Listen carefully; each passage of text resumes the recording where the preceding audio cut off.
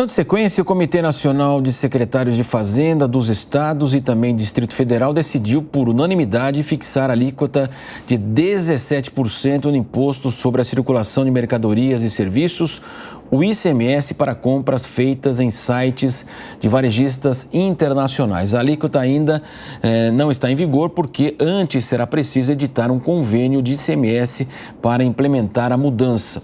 Para saber como é que fica essa história, essa cobrança justamente ao consumidor, vamos conversar agora com o mestre em Direito Tributário pela PUC de São Paulo e também presidente do Comitê de Transação Tributária da Associação Brasileira da Advocacia Tributária, o Eduardo Natal. Eduardo, muito bom dia a você.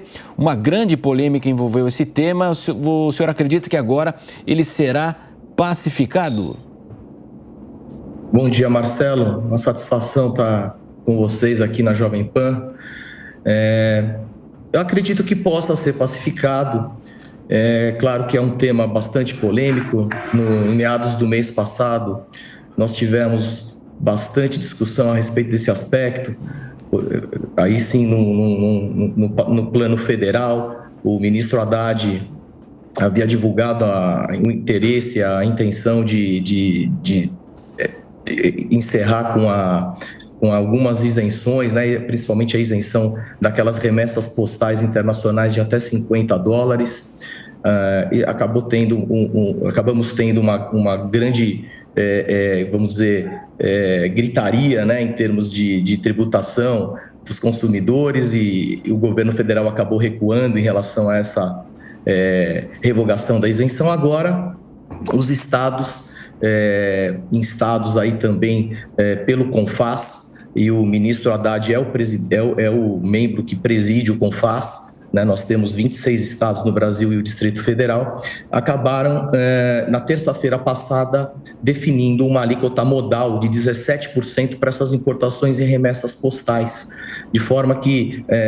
dessa forma, nós teríamos, então, uma parametrização das alíquotas em todo o Brasil, de ICMS, nas importações de remessas postais. São aquelas remessas em que as pessoas físicas fazem compras de produtos em sites internacionais, né? Aqueles sites chamados, principalmente os mais conhecidos, são aqueles sites chineses, aquelas páginas chinesas de venda de produtos que têm, de fato, um baixo custo. E aí, sob esse aspecto, também se acomoda um desejo dos varejistas brasileiros que pagam aqui no Brasil um imposto sobre as vendas, e eventualmente, quando você tem a importação de bens desses sites estrangeiros, você teria uma vantagem competitiva dessas empresas internacionais em relação à venda desses bens, né? O produto vendido no Brasil seria mais caro do que o produto vindo de fora. Então, em resumo,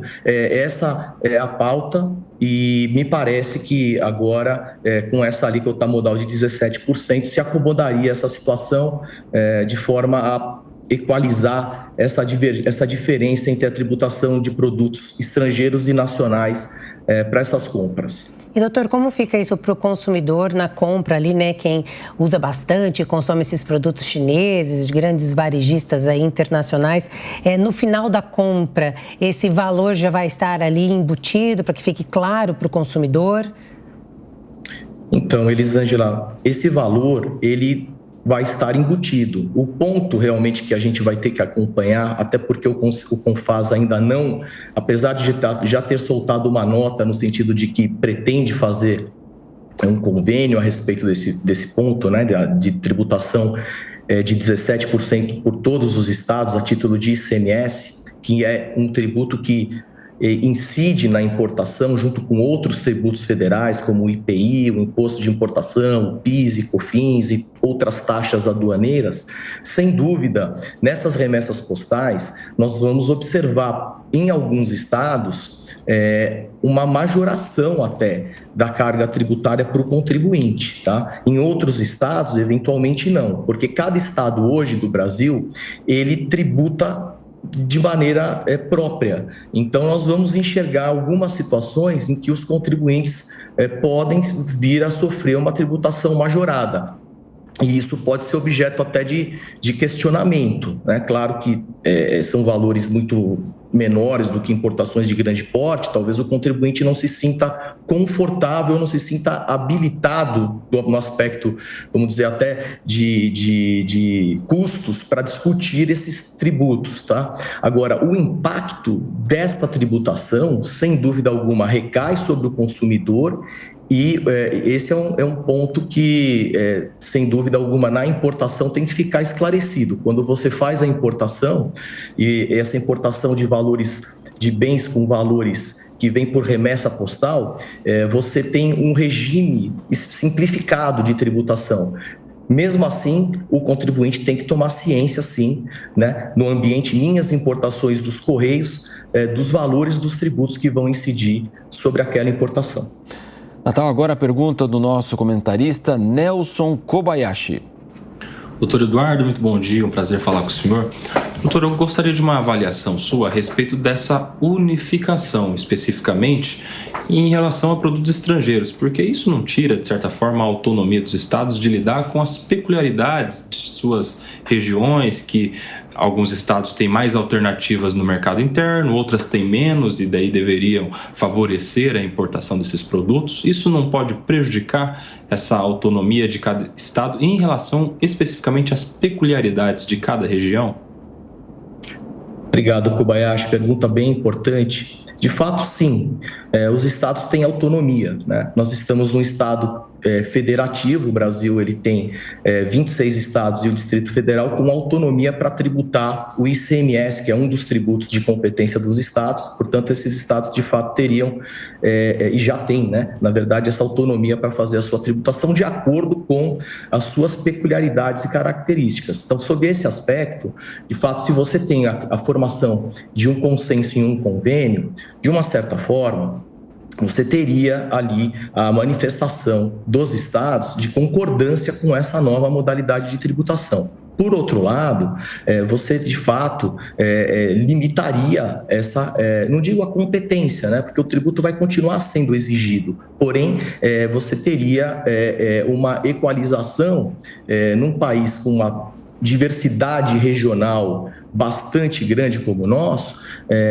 em que o contribuinte consumidor final não seria tratado, sem dúvida alguma, de maneira, a princípio, de tributação equivalente, porém, com capacidades contributivas, né, com capacidades econômicas em determinadas regiões bastante diferentes, né? Nós temos realmente regiões com maior, vamos dizer, opulência, né, com mais recursos, né, e outras regiões com menos recursos, até para fazer chegar algum tipo de produto que não consegue ser facilmente entregue naquela região. Portanto, eventualmente, sob esse aspecto, nós vamos encontrar, sim, algumas divergências e outro ponto, Kobayashi, que talvez possa ser objeto de análise, é verificar se este ponto pode ou não ser objeto de convênio. Tá? É um ponto também. A Constituição Federal ela limita bastante quais são as hipóteses em que os convênios têm força para regular os conflitos de competência tributária. E, principalmente para benefícios fiscais e isenções, sem dúvida, alguns convênios são importantíssimos. Agora, para equalização de alíquota na importação, pode ser questionado. Conversamos com o tributarista Eduardo Natal aqui na programação da Jovem Pan. Muito obrigado pela participação do senhor. Satisfação em poder falar com vocês. Um bom domingo, uma boa semana. Para o senhor também.